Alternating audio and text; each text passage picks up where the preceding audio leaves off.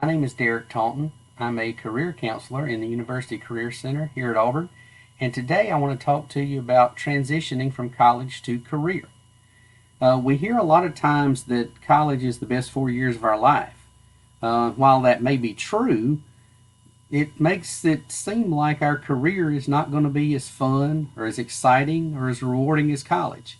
And that is probably not going to be true. If you've done the work it takes to pick out the right career path and you manage that career path, then your career can be every bit as fun and exciting and as rewarding as college was. It's all in how you manage it. So let's talk about how to get off to a good start as we move from college to our career. Now, the first thing that I need to tell you about is our office. We're located in 303 Mary Martin Hall. Martin Hall was the original library on Auburn's campus. It's an awesome old building. I really like it. But the thing is, with it being an awesome old building, it doesn't have all the new amenities that we might need, like an elevator. If you have accessibility issues, we're on the third floor, you can't get up to the third floor and see us, let us know when you make your appointment and we'll be glad to meet you somewhere else on campus, because we want to make sure that our office provides services to everyone who needs them. Okay, so let's move into the information about our career. Now, we want to start off with a fair wage. And so we want to think about the word fair. The F stands for find out what your skills and level of experience are worth in the current job market. You have to do your research so that you know what your experience and what your skills are worth. If you need help with that research, let us know and we can help you do that. But you have to make sure that you know before you go to a job interview what you can command in the marketplace. A is assess your realistic personal requirements. How much do you need to earn? Do you have student loans that you need to pay back? Do you have a certain level of living that you need to achieve? You need to take a look at that too to figure out what you need. Now, obviously, you can't command, twice what your experience and skills are worth, but you need to take that into account too, because if your salary is really low, you're not going to be happy. For the I, we're going to investigate the cost of living adjustments. We need to know where we're going to work and what the cost of living is. If you decide that you want to work in California or New York, then your cost of living is going to be a lot higher than it would be if you were staying in Alabama. So you need to do your research to figure out what your salary needs to be depending on where you're going to go. And the R is to research the average salaries. Take a look at information on salaries so that you can figure out what other people are getting paid. And then use that to kind of figure out where you should be and how much you should be making. Okay? And we have a lot of different tools that are available to use. If you need help trying to use those, let us know. We'll be glad to help you.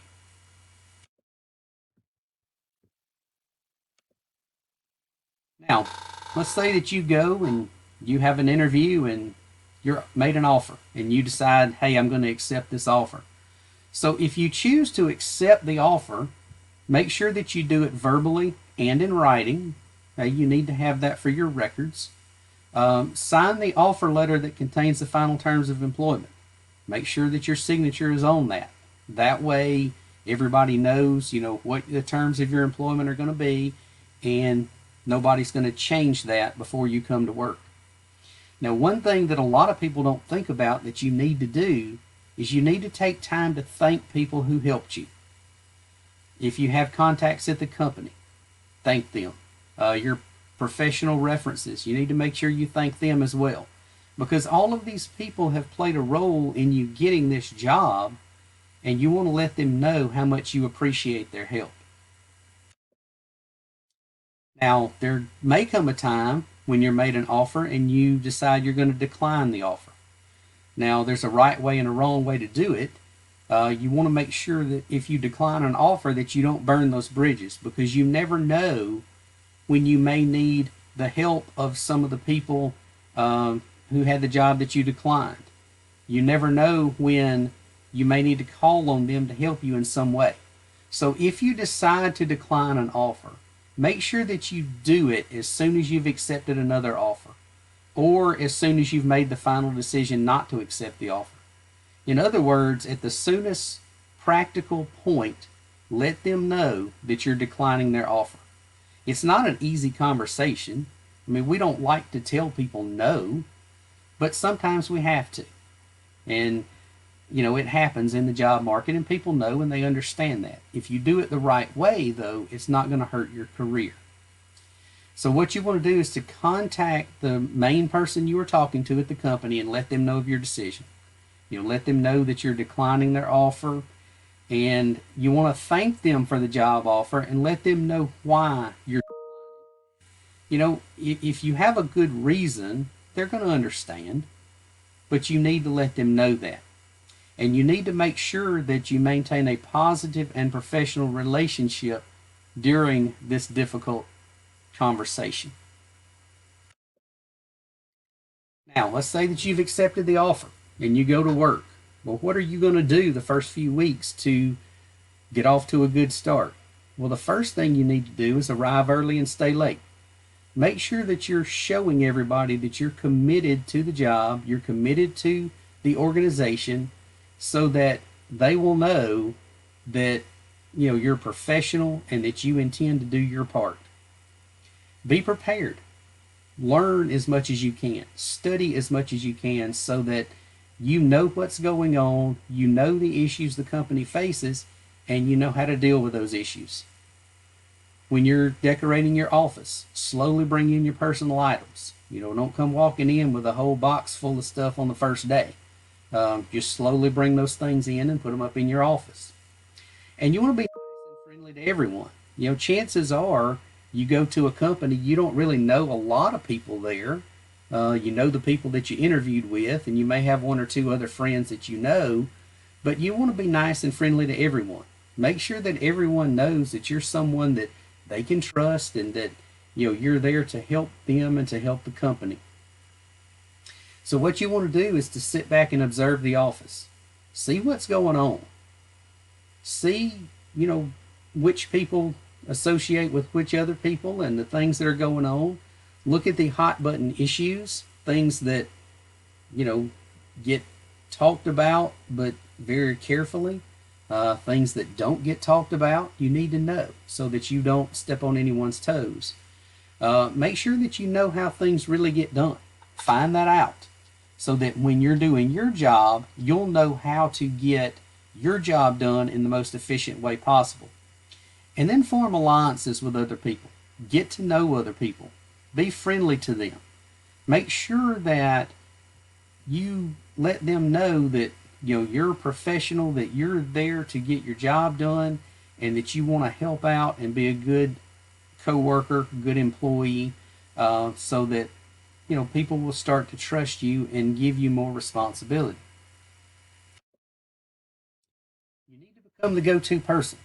Do your studying, learn as much as you can, so that people will start to ask you questions. People will start to trust you and allow you to do more and help more. That way, you entrench yourself so that you become a valuable employee in the organization.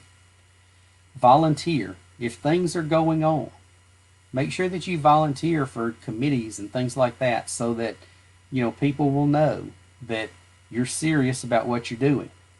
Avoid gossip. Now, if you have contacts at the company and you know people that are gossiping and are talking about others behind their backs, don't participate in that. You don't need to get started in that right as soon as you go to work. That will do nothing but derail your professional image. You want to make friends, but keep some distance. The things that are going on in your life that are personal, keep them personal. Don't bring them to work. Don't talk about them at work. The way things are so divided in this country today, don't talk about your politics or your religion or other things like that at work. You want to be friends with people and you want to be friendly with people, but make sure that you don't talk about the things that are going to make others uncomfortable. Resist the urge to offer too many ideas. When you get there, you're full of knowledge. You just came out of college and you know a lot of things. But don't start throwing out ideas. Wait until you're asked. Sit back and study things and look at the way things are going, and then slowly start volunteering ideas. But right off the bat, wait until you're asked. Now, one of the best ways to learn is to ask questions. So ask your questions that you have. But don't ask too many. Don't ask about every little thing that goes on. Use your research that you do into the processes and things like that, so that things that you can easily find out, you don't have to ask about. And then begin forming your ideas and setting goals. Think about the things that are important in the company. Form ideas around that. Set goals for how you want to approach the issues you have to deal with. And make sure that you write those goals down and you keep them in front of you, so that you always are thinking about the goals you have for yourself and how you're going to do your work. So let's talk about 10 tips for first year success. We all want to be successful, right? So let's think about how we can do that. The first and probably the most important is to choose your attitude. Your attitude is going to determine how successful you are in the company. If you come to work and you're always complaining and you're always pointing out the negative things and telling people that they're not doing things the right way, then you're not going to move up the way you want to in the company. You're not going to have the success that you want to have. So come with a good attitude. Look for the good in people. Look for the good in the company and the things that you're doing. Make sure that you let that come through in all you do. Because if you have a good attitude, people are going to like you, they're going to want to work with you, and that's going to lead to your success. Adjust your expectations. We all have expectations when we start a new job. We think about things that, how they're going to be and how great I'm going to do on this job. But we may need to adjust those expectations a little bit. We may need to tone them down a little bit. We're not going to be CEO after year one. So let's make sure that we come up with a realistic expectation of what's going to happen. And you can do that after you go to work. Understand the company's culture. You want to make sure that you fit in with the company. One of the things that companies are trying to do during the interview process is to see if you'll fit in with their culture. But there's no real way to know until you get to work there. So make sure that you put an effort forward to understand the company culture and then fit in with it. Manage your first impressions. We only get one chance to make a first impression.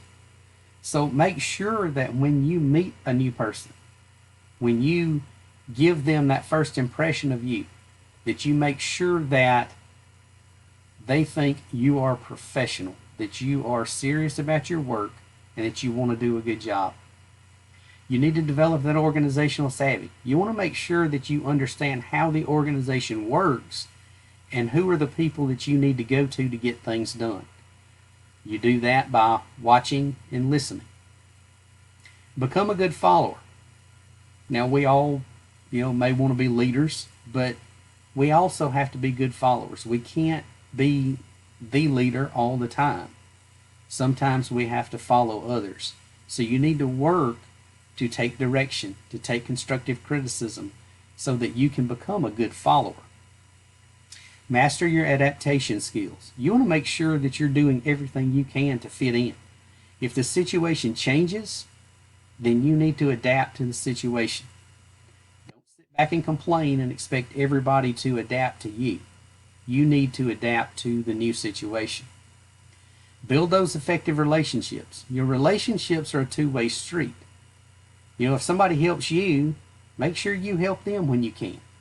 Make sure that you're letting them know that you're there to be part of the team and that you want to work together. Understand your new hire status. Now, you're used to being a college student and you've just gone to work, so you're in a different status. You're in a different place in your life than you were before. Make sure that you understand all the responsibilities that you have that go along with that. Make sure that you're putting your professional image out there when you go to work, but also when you're out in town and shopping and going out to eat and things like that. Make sure that others can see your professional image. And then you want to master the tasks of your job. Now, we learn a lot in college, but when we get that first job, there's still a lot we have to learn. And so you need to make sure that you're learning what you do on your job so that you can do a good job. So, what do you want to be known for? You need to think through your strengths. What are you good at? What do you do well? Think about your personality. What's your work style? Who are you when you come to work? What kind of image do you want to portray? Think about your values. What things are important to you? Those things should come through in all the work that you do. So think about those things and think about how you want to be known with your new company. Now, there are some mistakes that a lot of us make when we go to work. We want to fit in. We want people to like us, so we become too friendly too fast. We let people know personal things that really don't have any place being shared at work. And we don't want to do that. So make sure that you become friendly and that you are friendly, but keep your distance until you get to know people really well. Those social media connections. Social media can be your undoing at work. Things that you post on social media can get you fired. So make sure that you're careful with the people with whom you connect, and make sure you're careful about the things that you put on your social media. Sometimes we trust the wrong people. Sometimes we go to work and we meet somebody and we want to be friends, but we meet somebody who's not doing a good job. We meet somebody who is known as the office complainer, but we don't know that because we're new. And so we wind up trusting the wrong people, and we become guilty by association. Sometimes we come off as a know-it-all. Sometimes we think that we know everything because we just got out of college. We learned all this stuff during our 4 years in college, and we want to show everybody what we know. Well, if we do that, we kind of come off as a know-it-all, and people don't like that. Sometimes we're seen as a threat. Sometimes we come in and we let people know, hey, I want to take your job 2 or 3 years from now. And then people see you as a threat and they don't want to work with you. They don't want you as part of their team. So make sure that you plan your career, but don't put it out there in a threatening way to other people. Now, we're all familiar with email. We use it through school and in our personal lives. Well, we need to use it in a certain way on the job too. Whenever you are sending an email, make sure you include your signature. And that should include your name, your title, your email, your phone number. Don't put pictures or quotes in your email. Just your simple address is fine. You need to make it your policy to respond to emails within 24 to 48 hours. Some companies have that as their policy, but even if your company does not, you need to make it yours.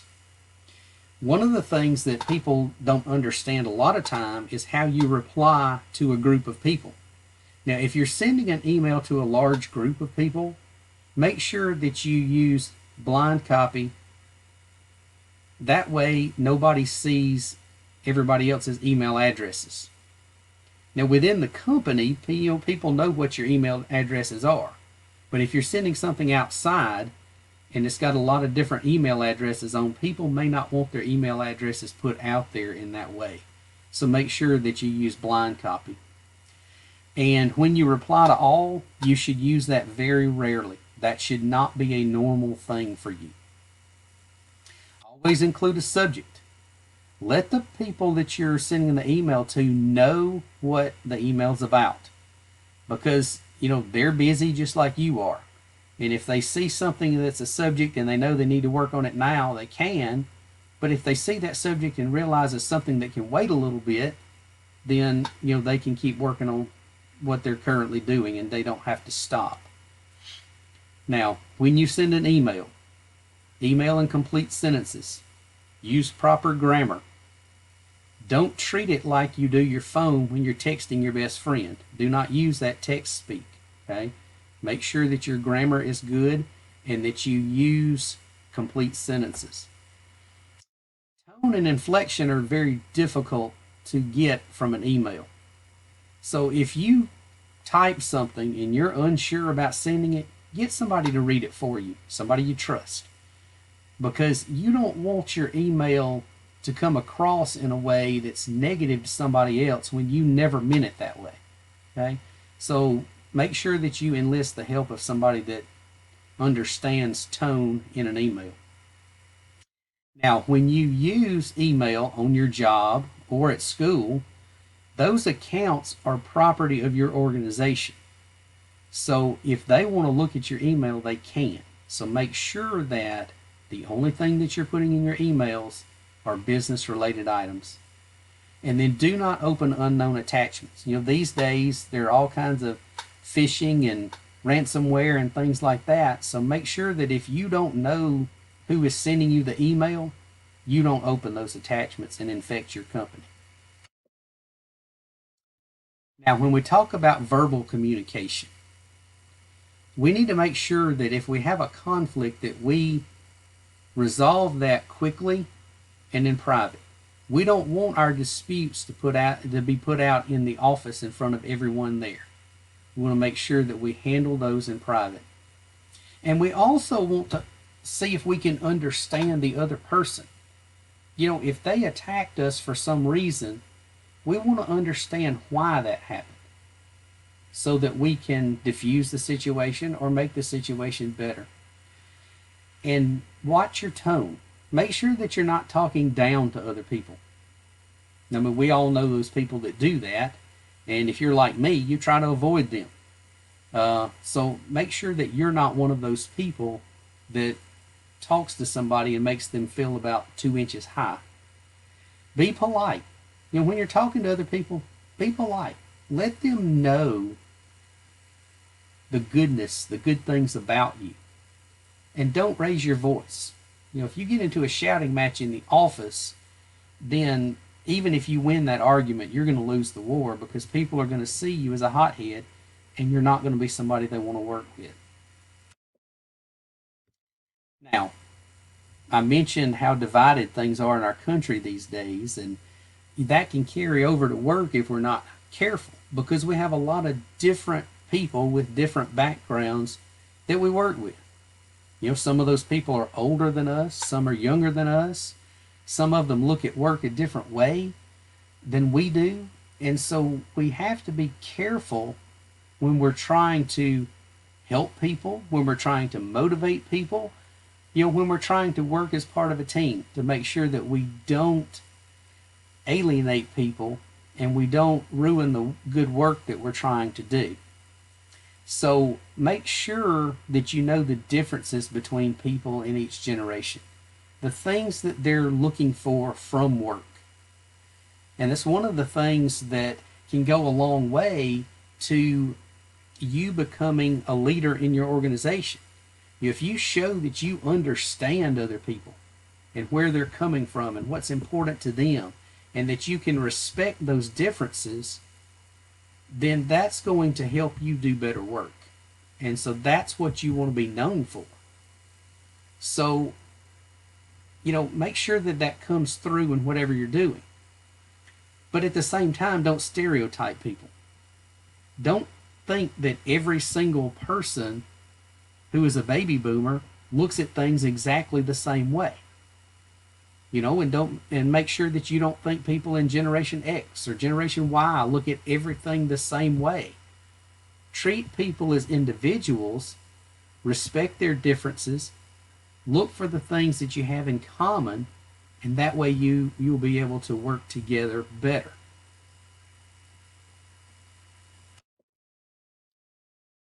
Now, Whenever you get the chance to have experiences at work, you work on a new team, you work on a new project, or you do something a little different, take advantage of that. Look for ways that you can develop your professional reputation, your professional portfolio of skills and knowledge. And when you get those opportunities, take advantage of them. Ask for responsibility. If you see something that needs to be done in your organization and you go ask somebody if you can do that, more than likely they're going to let you do that.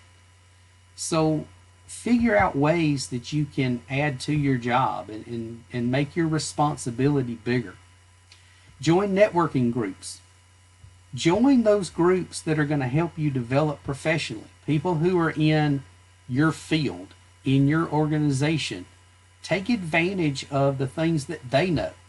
No matter how smart we are, we don't know everything about our field or about our job. So we need to find people who know things that we don't know and take advantage of getting that knowledge for ourselves too. Make yourself more marketable. You want to make sure that you're doing the things that are going to make you a more valuable employee. Now, in your first year, we don't want to talk about leaving that company, but as you plan your career and as you go through your career, you want to make yourself marketable so that not only are you valuable to your company, but you would be valuable to other companies as well. And if the time comes when you need to move to a new organization or a new job, you'll be able to do that. Be aware of new positions. That's something that your network helps you with. You get to know people in other organizations or even within your own if it's a big organization, and they may tell you about new positions that will interest you, new positions that you may want to send an application and try to get an interview for. Look for opportunities to grow, develop, and learn new things because you want to grow your skills. You want to grow your knowledge so that you become that more valuable employee, that go-to employee. And create your online portfolio so that people can see what you do. Now, when we talk about, committing to a job, we want to be accountable. We want to make sure that, we're being held accountable for what we're doing so that we can demonstrate that we are professional employees. So you need to have some goals. What are some things that you want to accomplish during your work life? If you write those down, you're 50% more likely to achieve your goal just by writing it down. So let's take a look at these different things. So the probabilities of completing goals, if you just have an idea or a goal, it's only 10%. If you consciously decide and tell yourself you're going to do it, that goes up to 25%. If you put a time frame on it, it increases to 40% likely that you're going to do it. You plan it out, you write it down, then it goes up to 50%. If you tell somebody else that you're going to do it, you have an accountability partner, then your success rate is going to be 65%. If you make an appointment to talk to somebody about your goal, then your success, your likelihood of reaching that goal goes up to 95%. And that's what we want to do. We want to make sure that we set those goals and that we reach them, because that's going to help our company and that's going to help us become a better, more valuable employee. So let's do an exercise on goal setting. So what I want you to do is to take out a sheet of paper and write down a goal that you have for your first year of work. Doesn't matter what the goal is. Make sure that you write it down. Now, it needs to be something that's going to benefit the company, but something that's going to benefit you as well. Write down why the goal is important to you. What is it about that goal that attracts you, that gets you excited, that makes you want to come to work and work on it? Now, ask yourself this question. Is your goal SMART? And by SMART, that's an acronym that we use to say that our goal is specific. It's very tangible, it's specific, it's something that we can measure. That's what the M stands for. The A is action oriented. Do I have to take some kind of action to make the goal happen? The R stands for realistic. Is my goal realistic? Or did I set a goal of being the CEO after my first year? I mean, that's not realistic. And you can't reach that goal, and then you will, have a negative attitude towards setting goals. And then the T is my goal tangible? Is it something that's going to benefit me, benefit my company in some way? Now, think about your goal. Think about what it is that you want to do. What are some potential problems that may hinder you? Write those down. Think about those. Give yourself a time frame. When will you reach this goal? Will it be 3 months, 6 months, a year from now? Depending on the size of the goal, you may need more time. And then what are some actions you can take immediately to move toward your goal? You don't want to just set a goal, even if you write it down, and then take your paper and put it in your desk drawer and forget about it. Think about some actions that you can do right now that will get you started toward your goal. Write those down.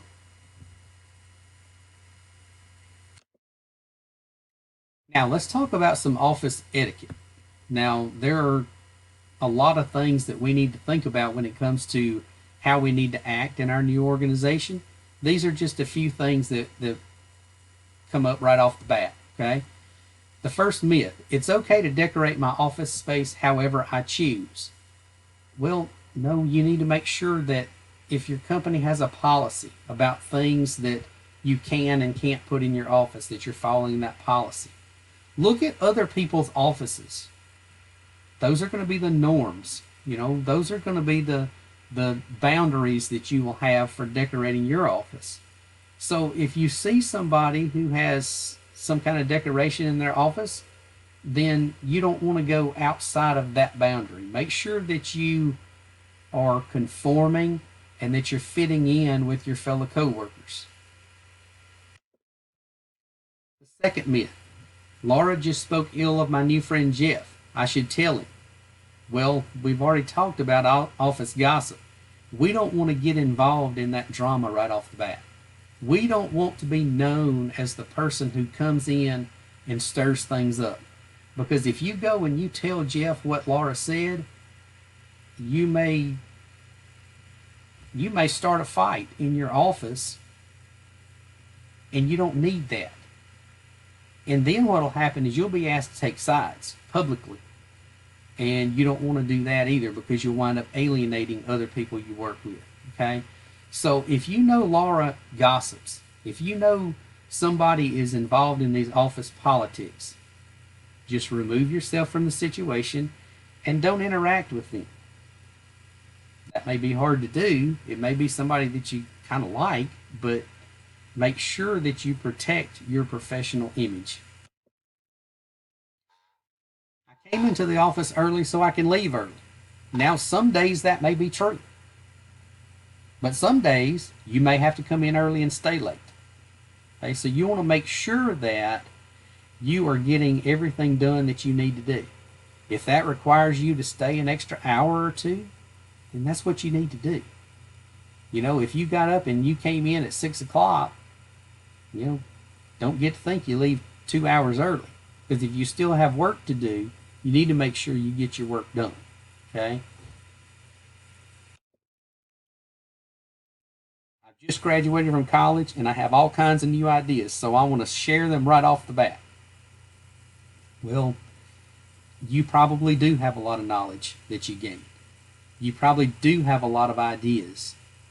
But what you have to do is take a step back and realize that the people working in your office have been there longer than you have. They've been doing this job longer than you have. So you want to make sure that you take a step back and you observe. You see what's going on. And then if you see some changes that need to be made, make sure you make them at the appropriate time. Don't point fingers. Don't say that other people are doing things the wrong way. just say, hey, I've seen this. Why don't we try this or try to do it this way? That way, you come across as somebody who is, first of all, professional and who is looking for ways to improve what we're doing in our organization. Now, that's the end of the presentation. What I need to share with you now is that on our campus, we have different career offices in certain schools. Now, we are the main university career center, but the College of Business, the College of Engineering, the College of Architecture, and Liberal Arts all have their own career offices. So if you want to take advantage of what they're doing, you perfectly welcome to. If you want to come and take advantage of what we're doing, you are perfectly welcome to. We all work together to provide comprehensive career services to our students. So take advantage of all the opportunities that are available to you. And we also want you to know that you can follow us on different social media platforms, Instagram, Facebook, Twitter, to see what's going on with the Career Center and see of any opportunities that you can take advantage of. So if you need anything career related, please let us know. Make an appointment and come see us. We'll be glad to work with you and glad to help you. Thank you.